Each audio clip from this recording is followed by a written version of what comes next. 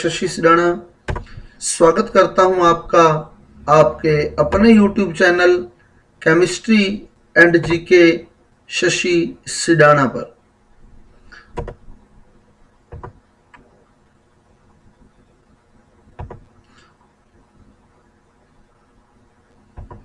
कक्षा 12 रसायन विज्ञान जेट रीट लेवल 1 रीट लेवल 2 गणित व विज्ञान पटवार भर्ती परीक्षा संबंधी तैयारी के लिए हमारे व्हाट्सएप ग्रुप में नियमित लेक्चर व टेस्ट भेजे जा रहे हैं ताकि कोई भी विद्यार्थी अपनी पढ़ाई से वंचित न रहे। व्हाट्सएप ग्रुप में जुड़ने के लिए अपना नाम व पता लिखकर मैसेज करें हमारे मोबाइल नंबर 9928782905 पर।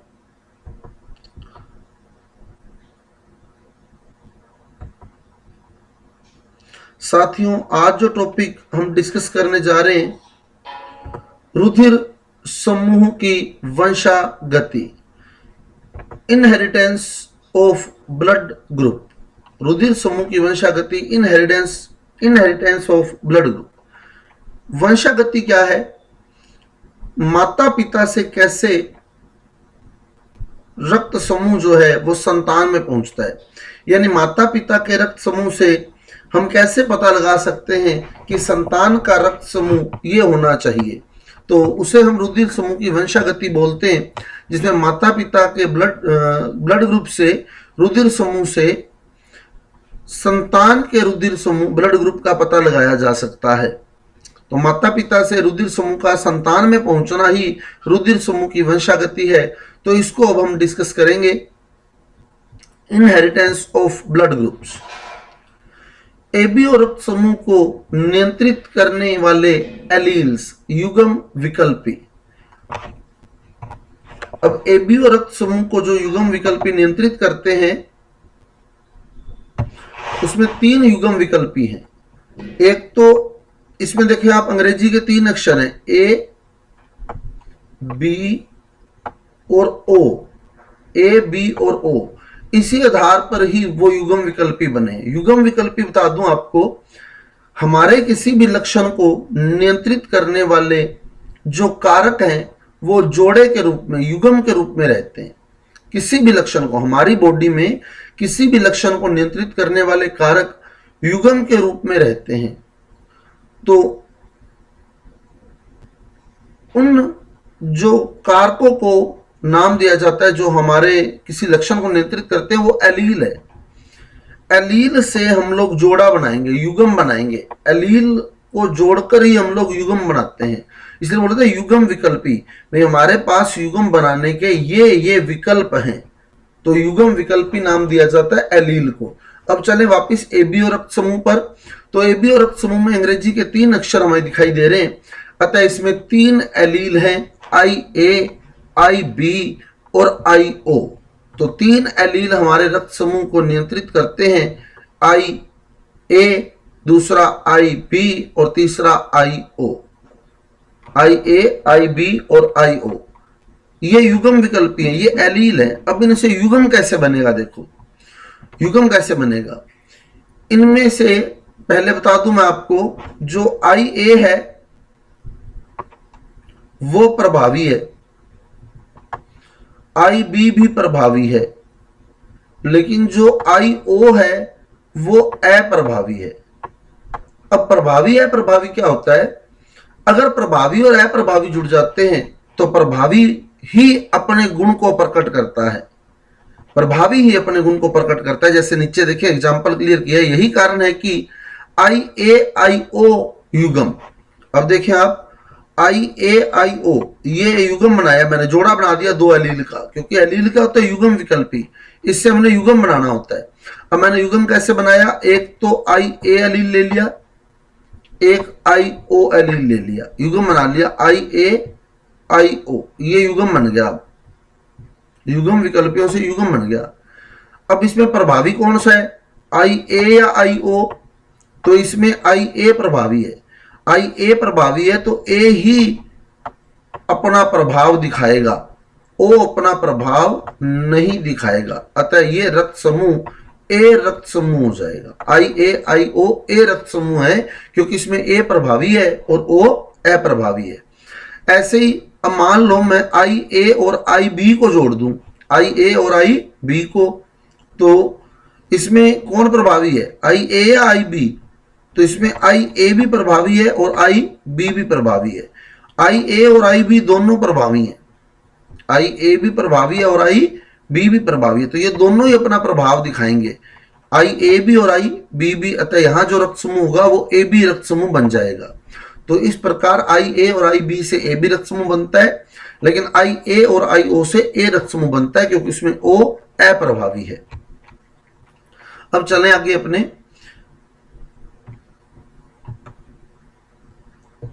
कि कैसे ये जो एलील हैं ये संयोग करके जो युग्म बनाते हैं, वो युग्म जो है वो 6 प्रकार के हैं, जिन्हें हम जीन प्रारूप कहते हैं। और वो 6 प्रकार बने कैसे, वो उसको हमने समझना है कि आई ए, आई बी और आई ओ जब आपस में संयोग करते हैं तो ये 6 प्रकार के जीन प्रारूप यानी 6 प्रकार के युग्म बनाते हैं। अब उन युग्मों को हमने समझना है कि कैसे बने। वो 6 युग्म मैंने बताए हुए हैं, I A I A, I A I O, I B I B, I B I O, I A I B, I O I O. अब ये कैसे बने हैं उसको मैं क्लियर कर रहा हूं। देखो, जब आई ए इनसे संयोग करे, अब मैंने जो युग्म विकल्पी लिया वो लिया आई ए। अब मैंने क्या करना है, आई ए को आई ए से भी जोड़ना है, आई ए को आई बी से भी जोड़ना है, और आई ए को आई ओ से भी जोड़ना है। क्लियर? ये 3 एलील है मेरे पास, आई A I B I O. अब मैंने युग्म बनाना है, तो मैंने पहला जो एलील छांटा वो छांटा आई ए। अब आई ए को इन तीनों से जोड़ूंगा, तो जब मैं आई ए को इन तीनों से जोड़ूंगा तो क्या बनेगा, I A I A, I A I B और आई ए आई ओ। तो 3 तो जीन प्रारूप यहां बन गए। ऐसे ही जब मैं आई बी लूंगा तो आई बी को भी इन तीनों से जोड़ूंगा, आई बी को भी इन तीनों से जोड़ूंगा। जब मैं आई बी को इन तीनों से जोड़ूंगा तो बनेगा I A I B, I B I B, I B I O. Clear? तो पहले आई ए को तीनों से जोड़ा तो I A I A, I A I B, I A I O. अब आई बी को तीनों से जोड़ा तो I A I B, I B I B, I B I O. अब तीसरा जो एलील बचा मेरे पास वो बचा आई ओ। अब अगर मैं आई ओ को इनसे जोड़ता हूं, अब अपने आप सोच के देखें, अगर आई ओ इनसे संयोग करे तो क्या होगा, आई ए इनसे जुड़े तो क्या होगा। तो अब आई ओ को तीनों के साथ जोड़ के देखो, अगर आई ओ इनसे जुड़ता है तो क्या होगा। तो आई ओ को तीनों के साथ जोड़ के देखें तो क्या बनेगा, I A I O, I B I O, I O I O. I ओ को स्मॉल आई से भी डिनोट कर देते हैं हम लोग, तो आई ओ की जगह हम लोग स्मॉल आई भी लिख सकते हैं। अब इसमें से जो कॉमन है वो हटा दो। अब देखिए कौन कौन से कॉमन है, देखो अब यही चीज हमने कंसीडर करनी है। तो आई ए का जब हमने संयोग किया तो 3 बन गए, आई बी का संयोग किया तो भी 3 बन गए, आई ओ का संयोग किया तो भी 3 बन गए। अब जो जो कॉमन है वो देखो, अब देखो आई ए आई बी यहां भी आया है और आई ए आई बी यहां भी आया है, दोनों जगह आया है। तो इसमें से एक को हटा देंगे हम लोग। क्लियर? ऐसे देखें, आई ए आई ओ यहां भी आया है और आई ए आई ओ यहां भी आया है, तो इसको एक बार ही कंसीडर करना है, दूसरी बार नहीं, क्योंकि ऑलरेडी बनाया जा चुका है। क्लियर? ऐसे ही आई बी आई ओ यहां भी आया है, इस जगह भी बी वाले में भी आया है, और आई बी आई ओ जब हमने ओ का संयोग करवाया तब भी आया है। तो ये 3 कॉमन आए हैं। तो अगर मैं इन तीनों को हटा दूं, जिस पे मैंने राउंड लगाए हैं, उन तीनों को मैं हटा दूंगा यहां से, तो 6 जीन प्रारूप मेरे को स्पष्ट दिखने। अब आप देख सकते हैं जो लिखे हुए हैं, I A I A, I A I O, I B I B, I B I O, I A I B और आई ओ आई ओ। तो जो कॉमन है उस पर राउंड लगा के हटा दिया गया उनको। उसके बाद जो है ये राउंड लगे हुए दिख रहे हैं आपको, इनको हटा दिया गया इन तीनों को। तो पीछे 6 जीन प्रारूप, 6 युग्म हमारे पास बचते हैं जो रक्त समूहों को नियंत्रित करते हैं। इस प्रकार रक्त समूहों को नियंत्रित करने के लिए 6 जीन प्रारूप हमारे पास बन चुके हैं। I A I A, I A I A, I A I O, I A I B I B I B I B I O I O I O. तो ये 6 युग्म हमारे पास बन चुके हैं। इन 6 युग्मों से आगे वंशागति कैसे चलती है उसको आगे थोड़ा और क्लियर करते हैं, लेकिन उससे पहले इन 6 युग्मों को डिटेल में डिस्कस करें। तो ये 6 प्रकार के जीन प्रारूप निम्न रक्त समूहों को व्यक्त करते हैं।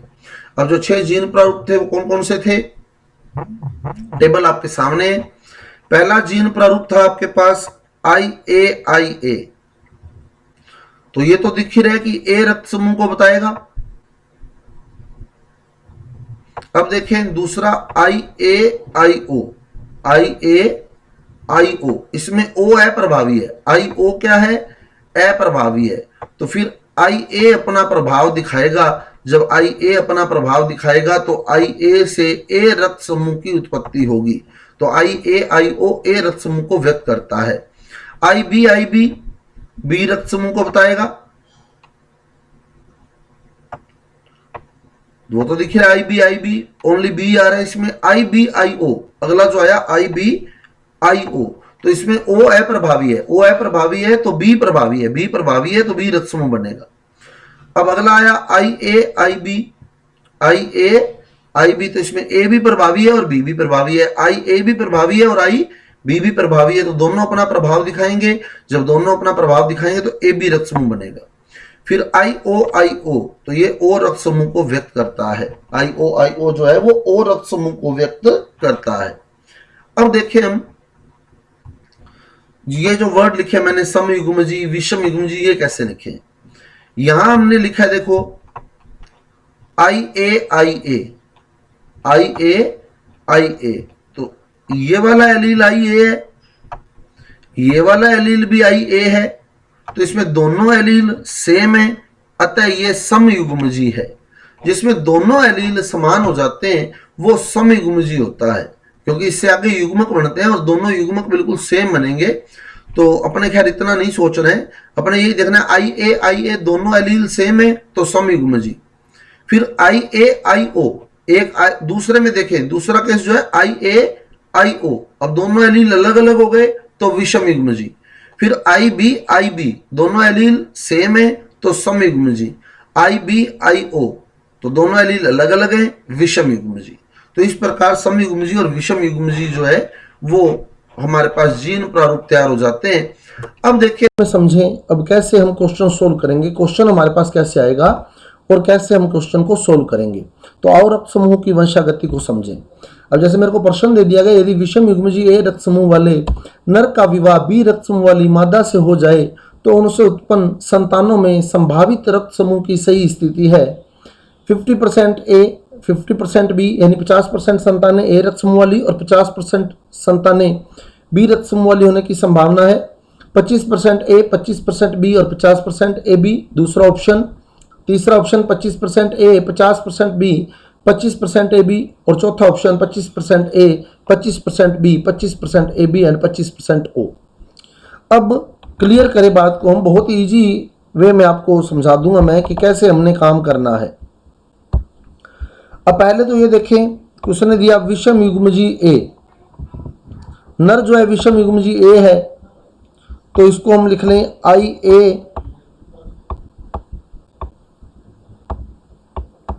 IAIO। विषमयुग्मजी ए है तो IAIO से लिखा जाएगा। अब उसने कहा आगे बी रक्त समूह वाली मादा जो दी वो बी रक्त समूह वाली, इसके आगे उसने समयुग्मजी या विषमयुग्मजी शब्द नहीं लिखा। 90% प्रोबेबिलिटी रहेगी कि वो रक्त समूह के आगे वर्ड लिखेगा समयुग्मजी है या विषमयुग्मजी है।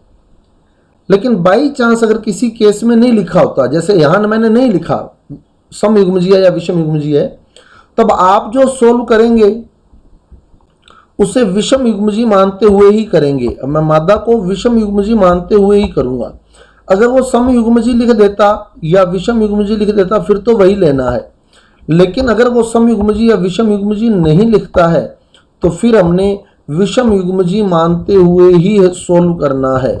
तो हमने अब मादा को भी विषमयुग्मजी ही लिया है IBIO। क्लियर? अगर वो विषमयुग्मजी या समयुग्मजी लिख रहा है फिर तो ओके है, कोई दिक्कत नहीं आएगी। अगर वो समयुग्मजी या विषमयुग्मजी शब्द नहीं लिख रहा, सीधा लिख रहा है ए रक्त समूह बी रक्त समूह, तो फिर हमने विषम युग्मजी वाले को ही प्रेफर करते हुए आंसर निकालना है। तो इस तरह मैंने एक नर का रक्त समूह लिख लिया A, मादा का रक्त समूह लिख लिया B, अब इनसे संतानें कैसे बनानी है? अब ये लिखने के बाद आपने प्रत्येक एलील के नीचे नंबरिंग कर देनी है। जैसे मैं यहां लिख रहा हूं, इसका 1 नंबर दे रहा हूं, इसको 2 नंबर दे रहा हूं, इसको 3 नंबर दे रहा हूं, इसको 4 नंबर दे रहा हूं। 1 2 3 4 4 एलील आपको दिख रहे हैं, नंबरिंग कर देनी है 1 2 3 4। अब आपने क्या करना है, याद रखना है 13, 14, 23, 24, 13, 14, 23, 24। 13 का मतलब 1 नंबर वाले एलील को 3 नंबर वाले एलील से जोड़ना है। 14 का मतलब 1 नंबर वाले एलील को 4 नंबर वाले एलील से जोड़ना है। 23 का मतलब 2 नंबर वाले एलील को 3 नंबर वाले एलील से जोड़ना है। 24 का मतलब 2 नंबर वाले एलील को 4 नंबर वाले एलील से जोड़ना है। तो 13 1 को 3 से जोड़ना है, 1 नंबर वाले एलील को 3 नंबर वाले एलील से जोड़ना है। अब आप देखें, अगर मैं 1 नंबर वाले एलील को यानी इस एलील को 3 नंबर वाले एलील इससे जोड़ूं तो IA यानी AB रक्त समूह बनेगा। यहां बनेगा AB रक्त समूह, 13 से बना AB। तुरंत पता लग जाएगा आपको, 13, 14, 23, 24 लिखते आपके सामने रक्त समूह आ जाएंगे। तो यहां बना AB रक्त समूह। अब कहता है 14 यानी 1 को 4 से जोड़ना है। तो अगर 1 नंबर वाले एलील को, वापिस देख लें, 1 वाले एलील को 4 वाले एलील से जोड़ूं, 4 नंबर वाले एलील से, तो IAIO यानी A रक्त समूह बनेगा। ऐसे ही 23 यानी 2 नंबर वाले एलील को 3 नंबर वाले एलील से जोड़ता हूं, 2 वाले को 3 वाले से जोड़ता हूं, 2 नंबर पर IO, 3 नंबर पर IB यानी IBIO। तो ये बनेगा B प्रभावी है, तो B रक्त समूह बनेगा। और 24 करता हूं यानी 2 को 4 से जोड़ता हूं, तो 2 नंबर पे IO, 4 नंबर पर भी IO यानी O रक्त समूह बनेगा। तो इस प्रकार इससे जो 4 संतानें बनेंगी, उसमें एक संतान AB रक्त समूह वाली हो सकती है, एक संतान A वाली, एक संतान B वाली और एक संतान O वाली। इस प्रकार 4 संतानों में से प्रत्येक रक्त समूह वाली एक एक संतान हो सकती है, अर्थात सबका 25-25% रेशो आएगा। तो इस प्रकार हमारा जो चौथा ऑप्शन है वो करेक्ट है, फोर्थ ऑप्शन करेक्ट है। 25% A, 25% B, 25% AB, 25% O। Clear करें, कैसे करेंगे हम लोग? तो क्वेश्चन हमारे पास था, अब कैसे हल करें? क्वेश्चन था हमारे पास, यदि विषम युग्मजी A रक्त समूह वाले नर का विवाह B रक्त समूह वाली मादा से हो जाए तो उनसे उत्पन्न संतानों का संभावित रक्त समूह की सही स्थिति है। तो विषम युग्मजी A वाला नर है तो IAIO हो गया। मादा सीधा B वाली लिखी है, तो आपको मैंने कहा है अगर सम युग्मजी या विषम युग्मजी नहीं लिखता तो आपने विषम युग्मजी मानते हुए IBIO कर लिया। अब नर जो है वो IAIO, मादा IBIO। अब 1 2 3 4 नंबरिंग दे देंगे इनको। सामने आपको दिख रहा है चार्ट मैंने बनाया हुआ है। तो नर ये हो गया, मादा ये हो गई। अब देखो प्रत्येक एलील के नीचे में नंबर दिया है 1 2 3 4, 1 2 3 4। अब हमने क्या करना है, 13 14 23 24। 13 मतलब 1 को 3 से जोड़ना है। तो ये देखें आप, यहां मैंने जोड़ के दिखाया है। 13 मतलब 1 को 3 से जोड़ा है तो AB रक्त समूह बनेगा। फिर 14 मतलब 1 को 4 से जोड़ा है तो A रक्त समूह बनेगा। फिर 23 मतलब 2 को 3 से जोड़ूंगा तो B रक्त समूह बनेगा। फिर 24 मतलब 2 को 4 से जोड़ूंगा तो O रक्त समूह बनेगा। तो ये सारा फ्लो चार्ट आपके सामने है। तो इस प्रकार 4 में से एक संतान AB रक्त समूह वाली अर्थात 25% है, 4 में से एक संतान A रक्त समूह वाली यानी 25% है, 4 में से एक संतान B रक्त समूह वाली यानी 25% है, और 4 में से एक संतान ही O रक्त समूह वाली यानी 25% है। इस प्रकार प्रत्येक संतान जो है, प्रत्येक रक्त समूह वाली संतान जो है वो 25-25% प्रोबेबिलिटी रखती है जन्म लेने की। तो ये हमारा चौथा आंसर जो है वो करेक्ट आंसर है। अब एक क्वेश्चन और देखें, यदि समयुग्मजी A रक्त समूह वाले नर का विवाह विषम युग्मजी B रक्त समूह वाली मादा से हो जाए तो उनसे उत्पन्न संतानों में संभावित रक्त समूह की स्थिति है 50% A, 50% B, 25% A, 25% B, 50% A B, 50% A, 50% A B और 50% ए, 25% बी, 25% ए बी। अब देखिए जो तुक्का मारेंगे उनमें जो क्वेश्चन में दिख रहा है उसको समयुग्मजी ए, विषमयुग्मजी बी, तो उसको ए और बी रक्त समूह दिख रहा है तो वो मोस्टली ए ऑप्शन पे तुक्का लगेगा यहाँ। लेकिन ऐसे नहीं करना है, हमने पूरा ब्लड ग्रुप लिखते हुए काम करना है, जीन प्रारूप लिखते हुए काम करना है। तो गैस नहीं करना है, क्योंकि गैस करोगे तो यूं लगेगा कि नर ए वाला है मादा बी वाली है, तो 50% ए वाले हो सकते हैं, 50% बी वाले हो सकते हैं, लेकिन यह आंसर नहीं है इसका। अब करने का तरीका वही है, क्या कहा उसने, समयुग्मजी ए, तो कैसे लिखेंगे, आई A I A I A I ए, समयुग्मजी ए। फिर उसने कहा विषमयुग्मजी बी, तो कैसे लिखेंगे, आई बी आई ओ, विषमयुग्मजी बी। अब हर किसी के नीचे नंबर डाल देंगे, 1 2 3 4। अब क्या करेंगे, 13 यानी 1 को 3 से जोड़ें तो ए बी रक्त समूह बनता है, आई A I B, A B रक्त समूह। फिर 1 को 4 से आई ए आई ओ, 1 को 4 से जोड़े तो 1 नंबर पे आई ए, 4 नंबर पे आई ओ, यानी ए रक्त समूह बनता है। तो 13 14 से 1 ए बी 1 ए, 23 से देखें, 23 यानी 2 को 3 से जोड़ना है तो आई ए आई बी, यहाँ भी ए बी, 2 को 4 से जोड़ना है 24 से, आई ए आई ओ, यहाँ भी ए, तो ये ए बी था, फिर ए था,